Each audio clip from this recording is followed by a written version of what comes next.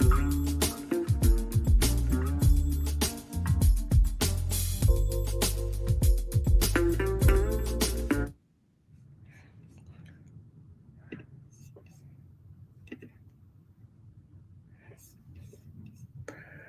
right.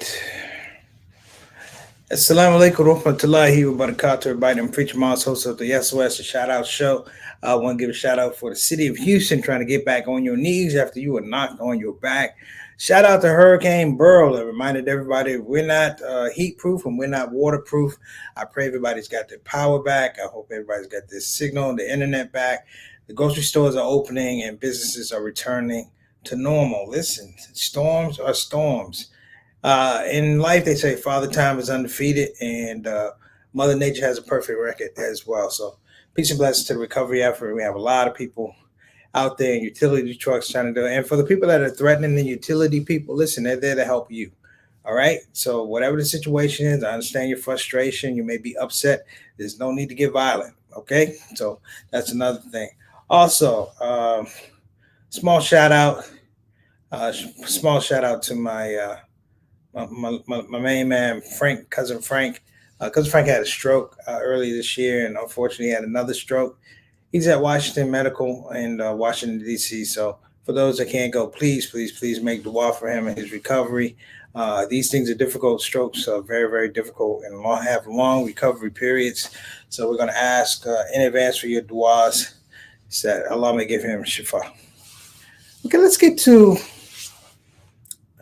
the bottom of the story today. This topic is why Trump wins is how America loses. Now, there are a lot of things that happen. You have the RNC convention in Milwaukee. You had the assassination attempt on Trump. You know, I don't believe in violence. I may not agree with you, but I never agreed with violence to solve anything. It never does. But if you remove those two things, I would say Joe Biden and no Biden, that America's in trouble. That we're in a weird, winding road that leads not to this situation where things get worse. It leads to a situation where we reveal ourselves who we are as a country. Let me tell you about America. And I could be wrong. I've been wrong before. But these are notes that I had when I was a kid. And I'm talking about being 8 or 9 years old. And I learned a word when I was 8 or 9 years old. I knew what it was, but I really learned what it was. And that word was addiction. Addiction. Unnerving, unrealistic, mental cravings for something. A lot of times that is not healthy. The word addiction is never really attached to anything positive. And I'm not going to attach anything positive to what I'm about to say. America has an addiction to its own lies. What I mean when I say America has an addiction to its own lies is that we put ourselves in a situation whereby you have dual realities. What I mean by dual realities is it's one situation, but everybody has their own scenario about how it works. Like in America, if you ask a group of people, like a group of white people down south, let's just go down, the aspect of black existence, in a way, they're going to tell you black existence is to serve white existence. Are they wrong? Yes. Are they wrong to themselves? The answer is no. And the reason is they've been fed a steady diet of lies whereby it tastes bitter, it tastes coarse, but if you eat enough of it, it begins to taste good. If you eat enough of it and it is still bitter and coarse, you'll find some way, somehow, to find something positive about it. Like, I don't like to eat spinach when I was a kid, but after a while, you'll say, I need the spinach because it has iron. It has things that are good for you. In America, American lies have proven the same way. And when we get into the political process, I talk about how Trump wins. It's not that he wins because he really puts out the effort, that he particularly has an ethic. What he has is a science to recognize that people don't have an ethic. He has a science to realize that these people, push comes to shove, are just as immoral as he is, and the only difference is they hide it better. That it takes a little bit longer to reveal who these people are. In the United States, we're a country that's ruled by laws, and we have a judicial body called the U.S. Supreme Court, who, for lack of a better word, are far removed from the people. They're left to interpret law that's hundreds of years old. Hundreds of years old. They quote statutes and give them life in modern day society, modern day reality, and we're stuck with the decision. Over and over and over. The addiction becomes bigger and bigger, the lies become bigger and bigger, and you are right now on the precipice that we will elect a person who is a felon, a criminal, a womanizer, and a rapist to the highest office in the United States. Two things you need to understand. If you're black, if you're a woman, if you're Native American, if you're Spanish, if you are any part of the underclass here in the United States, underclass or underserved here in the United States, the process that you're watching has nothing to do with you. You literally don't have value to this process. You know, the Democrats used to be the Districtrats, and the GOP stands for the Grand Old Party. Neither one of them yell out diversity. Neither one of them scream inclusion. And they never will. And they never have. You know, I've never been one for conspiracy theories. But there's something that Dick Gregory, the Honorable Mr. Dick Gregory, said to me a long time ago. He said, when a lie becomes legal and the truth becomes illegal, he said, your country is dead. And I want everybody to know we haven't been in this tailspin all of a sudden. We've been watching it bit by bit by bit by bit. And we keep holding out hope. Like I said, how Trump wins is how America loses. America is built on hope. They sell you hope knowing that they built this foundation on lies. We're going to be talking about this a lot more here on this episode of the Shout Out Show. Why Trump wins is how America loses. I'm Preacher Moss. We'll be right back. Don't you move. Assalamu alaikum wa rahmatullahi wa barakatuh. Don't move.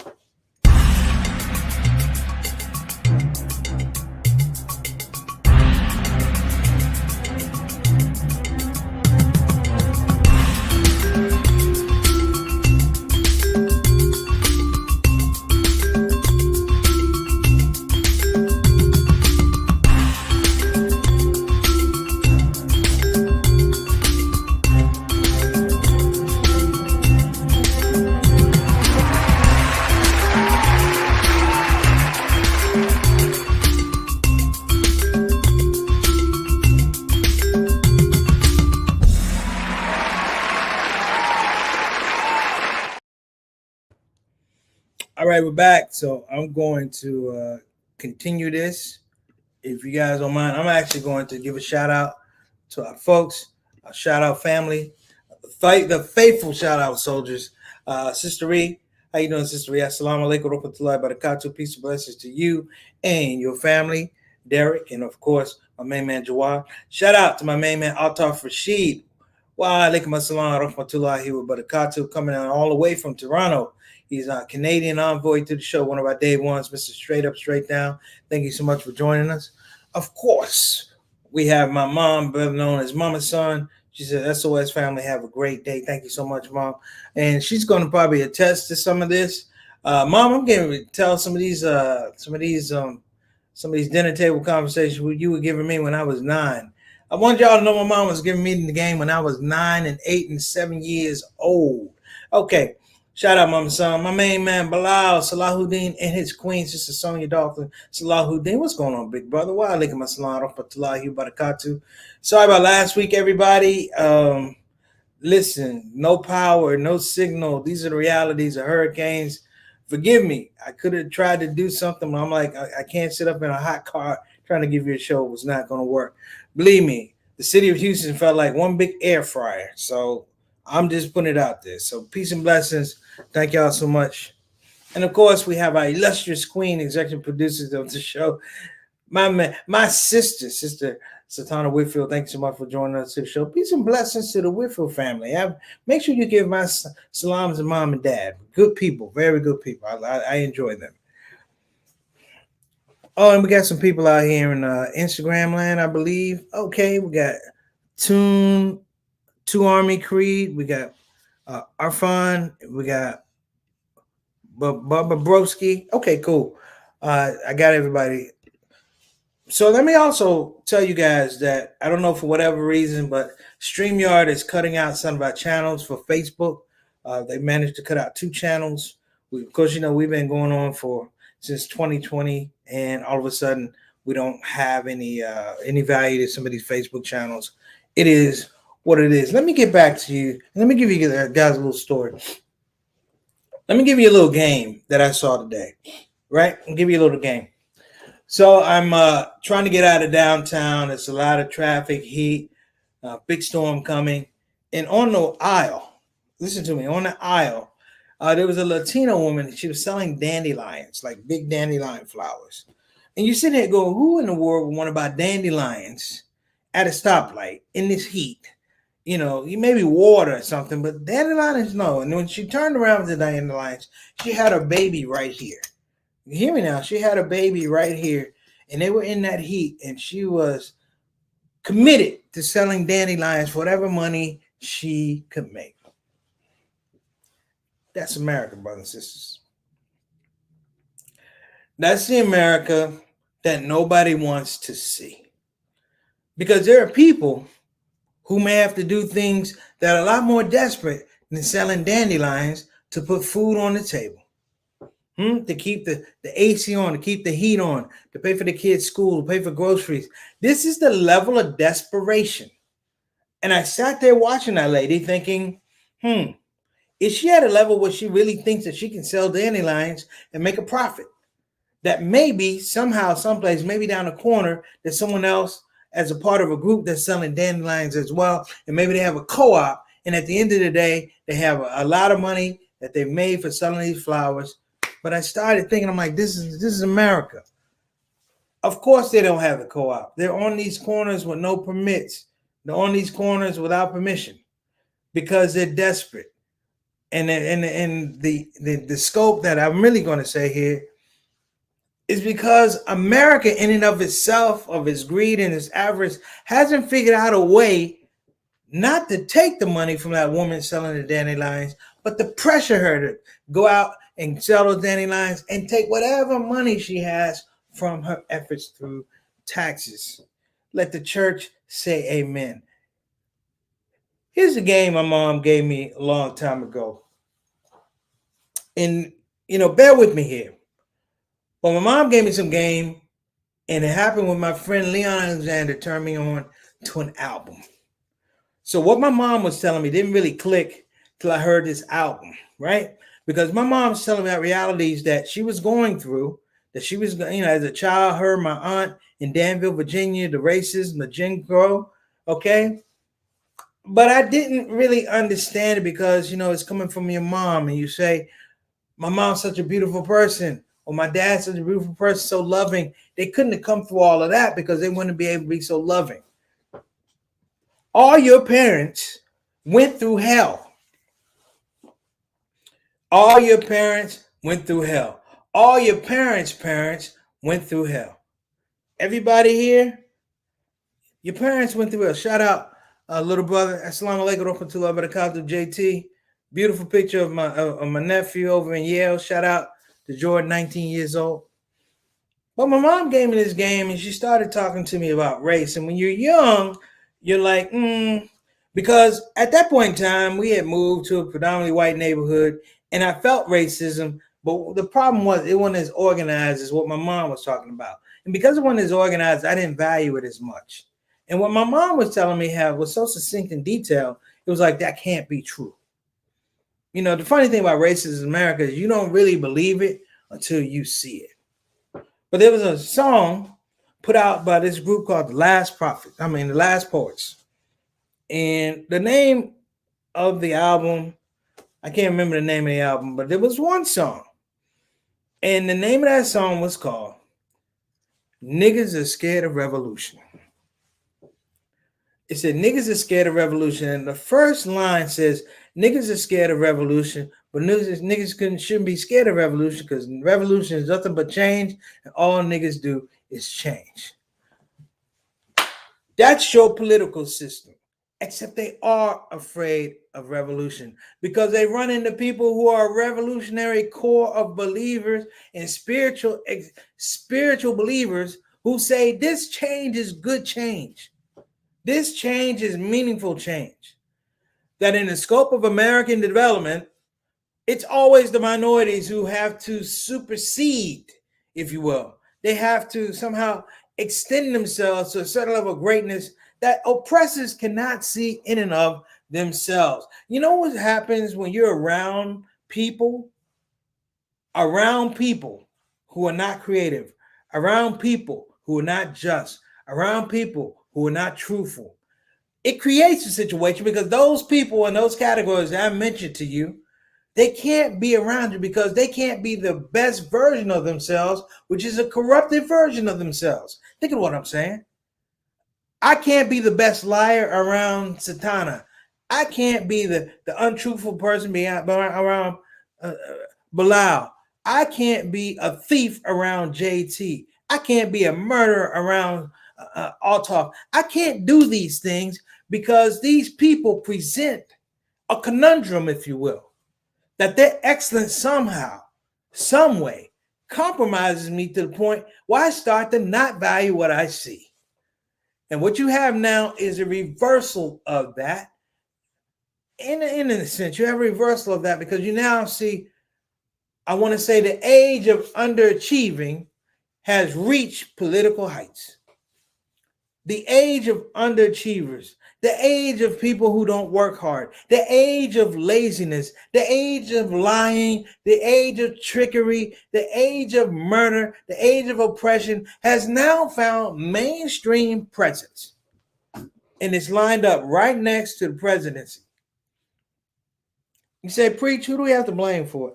That's the thing. Who do you have to blame for it? That's the thing. Because the people are going to be most affected. We can't blame other folks. And here's the reason why. Because we know who we're dealing with. One of the most insightful things that Martin Luther King ever said is when they asked him about being equal to white people, he sat back. He said, I ain't say I want to be equal to white folk. He never said that. And if you go back in all his speeches, he never talked about wanting to be equal to white folks. He might have talked about equality, but equality, his definition, had to do with a divine understanding of being children of God in his space, in his moral tradition that he studied. It was about equality that comes from God, not the equality that comes from some oppressor going, all right, well, you can eat with me. You can go. See what I'm saying, brothers and sisters? A light went on with a lot of people. I often say this is when King was probably marked for death. This is when Martin Luther King said, wait a minute. Are you saying I want to be equal to that over there? He said, no. He said, we just want equal access. Nobody said they wanted to hang out with white people. Nobody want to hang out with people who don't want to hang out with them. Right?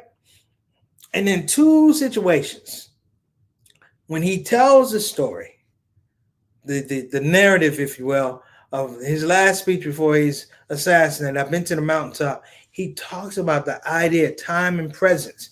And the idea of time and presence is so prolific that it doesn't mention the oppressors. It doesn't mention the tyrants. It doesn't mention that. It mentions that you soar over all of that. Because these people, in a long scope of time, we're talking about traditional time, they don't even make that much of an imprint. They don't make that much of an imprint. And so we have an RNC in Milwaukee, which is a bit of a referendum, if you will. These people believe, according to this 2025 project, if you begin to look at it, is that this is a referendum, but this is a reformist movement to take America back. To take America back to a point where America, in their eyes, is an America that they agree with. And if anyone does not agree with that America, then you just won't be a part of it. That if you're not a part of this system, then the system that they're going to put you in is the one that, I tell my friend John Adams this story about being down in Florida some years ago, and I was walking to the store. I didn't want to give up my parking spot. I was walking to the store across the street. I did. I was a little jaywalking a little bit, but I was running to get across there. I thought I had a second or two. And when I got out, a cop pulled up, and I'm like, I don't know what he's looking for. Woo! Pulled me over. He stopped, stopped walking. I'm like, what is this all about? And the cop comes out and he goes, the reason I pulled you over, I'm like, you can't really pull me over. I don't have a car, but please continue, right? And he says the reason I pulled you over because been a lot of drug activity in this area and people are concerned. And I'm like, I'm concerned about drug activity too. Where is it at? Tell me where not to go. He goes, well, we have people going out. So why are you stopping me talking about drugs? And I'm like, I don't have any drugs, brother. I don't even have clarity on me. And I needed the clarity, and that's where I was going. He goes, well, and I'm like, look, whatever it is you're trying to do, hand your business. Let me go ahead. And the guy starts giving me a lecture about the importance of drug enforcement in the United States. Now, I don't know what level of kindergarten this man failed, but you start talking to me about drugs. But here's the thing: he talked to me about drugs in America like it was my problem. Like somehow, somewhere, I contributed to it. And I sit here listening because I was going to say something. I sat there listening, and the guy goes, "Do you have a problem?" I go, "Yeah." I said, "Please continue your point." And he, buffed up. And I'm going to tell y'all something. This is really bad. I'm going to tell you. If you really want to have fun with somebody's ignorant, act like you're really paying attention. He says, my point is, I said, well, hold on, let me shit. What is your point, right? This guy starts telling me that drugs are in America. My job is to lock up the drug dealers. I said, He said, what do you think? I said, look, man, you don't really want to know what I think. He said, no, please tell me what you think. I'm like, dude, I'm going to give you the game as best I can. I said, you're in a cycle that's so deep, that's so detached from what's going on here. I said, people, your superiors are telling you that drugs are illegal, but they won't tell you that they made addiction legal. I mean, you want to impress me? Go run a raid on a CVS or a Rite Aid or a Walgreens or something. The drugs are all there. He didn't like that. But what's my point, though? I may say that a year from now, and that might be construed as inciting a riot. I may have a bit of legitimate intellect that I want to share, but if you're trying to share it in a marketplace of people who have no creativity, have no intellect, then of course it is the idea that you throw the bums out, that they march you to the gallows. And you have a president who potentially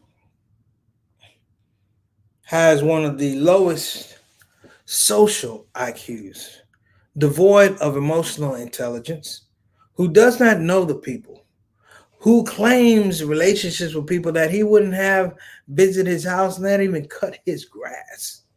But the magic is he knows that he's dealing with people who want to be identified as anything other than what we look like. Describe or identified as anything other than those folks. Those folks are underclass, our women. It's interesting. I talked about the Latino sister selling the sunflowers. I remember years ago in DC, there was a black guy. He was trying to sell flowers. I don't know where he got them. He's trying to sell flowers in downtown DC. And I went to a store and I said, well, man, if I get some change, I'm going to buy a flower from you. And when I came back out, he was being arrested because he didn't have a permit to sell those flowers. But today I saw somebody selling dandelions with a baby in the heat. And we're talking about this shifting, if you will, this new paradigm of permissibility of what people are going to be able to do and not be able to do. And it's going to have a lot to do, if you will, with cultural bias. If you really want to get into conspiracy theories, I got 2 minutes. I'm going to give you this one. The whole idea of dismantling any kind of teaching of critical race theory is that critical race theory is critical thinking applied to race, applied to politics, applied to religion, applied to relationships, applied to economics. But in this space, critical race theory calls into question what people's core values are. And I've said this over and over and over again because it was the thing that allowed for the dismantling of DEI initiatives across the country. Whole DEI initiatives have been removed. People have lost jobs. Why? Because people can't afford to look at folks that remind them that they're wrong, that remind them of the lie, that from the crack pipe of lies that America has been smoking for all these years, it causes pause. And people go, I don't want that kind of reality. You know, the thing that's probably the most potent and most missing right now, and by design, is the dismantling and the disempowering efforts to suppress the genius and the brilliance of Black women. Let me tell you why. You see, a Black woman, more than a Black man, in America, represents life, but also represents life giving. Let me explain that. There's the potential for life, but then there's also the potential to give life giving. And life giving is love giving. You know, we've talked about this over a couple of years. We talked about the commercials over the years, how you don't have a Black family together anymore. It's a Black woman and a white guy, or Black guy and a white woman and a mixed family and all of that, you know, because the essence is so powerful. It's so powerful that even in Hollywood, there's been a concerted effort to make sure that Black woman is not connected to that Black community 100%. That the pure essence of Black intellect in America that fuels things like Islam in America, that fuels this things like a political understanding in different parties. You know, there's a reason why nobody wants Black folk to vote. And it's not that the Black vote is important, it's imperative. What it is it's a reminder. A reminder. See, you got to understand, people have been trying to take the vote away. It's just that it looks ugly now. Trying to take votes away from Blacks is ugly now. Trying to take votes away from women is ugly now. You know, our brothers and sisters that come from overseas, you know, their vote is threatened and it says you have to vote this way. You know, you're not given a choice because people don't want you to come up with your own initiatives. How Trump wins in America is how America loses. And this is what I'm going to say, closing. Trump lies. He lies. That's the core of who he is. We're never going to understand who Donald Trump is because he's a sociopath. They jump around. They need different circles to do. You know, what he did in business now he's trying to do as a president. And when he wasn't president, he tried to do it as an influence and so on and so forth. But what Trump does is, if you're going to call him a liar, he'll turn a light on you and go, hey, America, what about your liars? Right? That's why he can come to the Black community, the Latino community, and talk about how America has done them. And somehow he's not a part of that America. He shamed America to the point of where he is today. He shamed them. Did he shame Black America, Latino America, Muslim? No, he shamed white America. And at the same time, the genius is in shaming white America, he goes, the only way you can do better and redeem yourself is to make sure that you're not like those folks. Genius. Evil genius, but it's genius. I'm Preacher Mars. This is Shout Out Show. Have a blessed day. Assalamu alaikum warahmatullahi wabarakatuh. Hey, let's start winning. Take care.